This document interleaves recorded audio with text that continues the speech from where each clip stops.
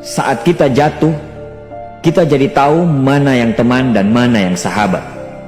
Saat kita gagal, kita jadi tahu mana yang betul-betul peduli dan mana yang hanya singgah dalam senang. Saat kita tidak punya apa-apa, kita jadi bijak mengenal mana yang tulus dan mana yang bulus. Saat kamu sukses, kaya, dan lagi di atas dalam proses kehidupan, semua orang akan memuji, semua orang akan menyanjung, bahkan semua orang akan mengaku kalau dia ikut berperan dalam suksesmu.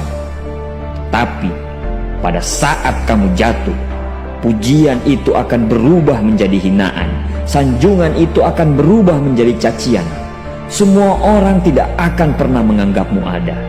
Percayalah, saat gagal, semuanya menjadi gelap.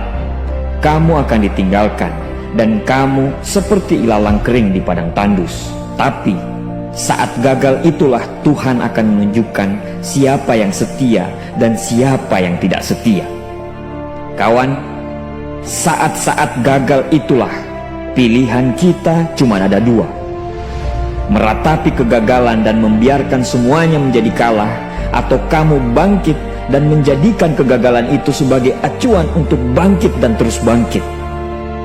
Menangislah sekeras mungkin, berteriaklah selantang mungkin. Tidak apa-apa. Tidak ada manusia hebat di dunia ini yang tidak pernah menangis dan berteriak karena gagal. Menangis dan berteriak saat gagal bukan karena kita lemah. Kita hanya manusia biasa. Kita bukan malaikat. Tumpahkan semua kesedihanmu dalam setiap doa-doamu. Berdoalah, jangan meminta supaya semua masalah menjadi ringan, tapi berdoalah dan mintalah agar pundak kita kuat untuk memikul semua masalah yang kita hadapi. Ketahuilah, Tuhan menciptakan masalah selalu beserta solusinya. Tapi setelah itu, kamu harus bangkit. Kamu harus jauh lebih hebat daripada sebelumnya. Kegagalan adalah guru terbaik yang akan mengajarkan kita untuk bangkit kembali dan mengetahui hal mana yang perlu kita hindari di kemudian hari.